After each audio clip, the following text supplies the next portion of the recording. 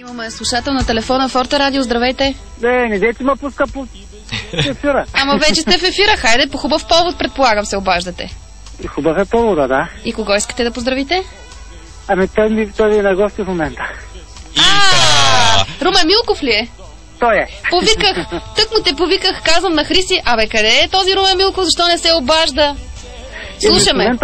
В момента работи. Слушаме. Това, между другото, е абсолютен факт. Само преди секунди Силвия говори за тебе. Защото казах, нито един момък ли не се появи тук на призива ми да дойде при Хриси, обаче. Да пробваме киците. Хайде, замълчаваме, слушаме какво имаш да кажеш. Аз мекиците ги пробвах в странта, много се хубави. Кое да кажем, че много е обичан. Това е, и от другото си ясно. Ще ни казва тук някакви теории. Да, щупени огледала. Нали? Алабала. Айде, всичко се разкри. Какви теории? Каза, че аз не мога да слушам много. Била си щупила огледалата и затова не била получавала любовни признания и обяснения. Ето сега, че всичко от 14 години. Опровергано, на пух и прах. Си по чупковия храст имаше едно време. Няма такива неща. Така, нали? Няма такива неща.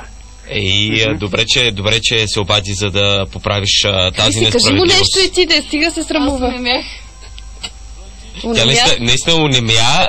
Жалко, че нямаме камера в студиото, за да видим колко е развълнувана Хриси, но хайде да кажи нещо.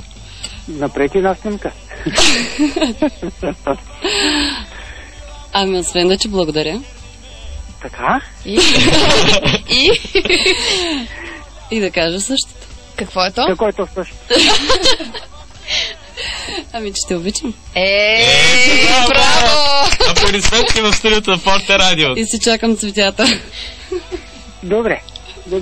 Румане, искам да ти кажа, че цялата настръгнах тук от вълнение. Много ти благодаря, че и направи тази хубава изненада. Не можеш да си представиш каква усмивка грейна на лицето и в момента.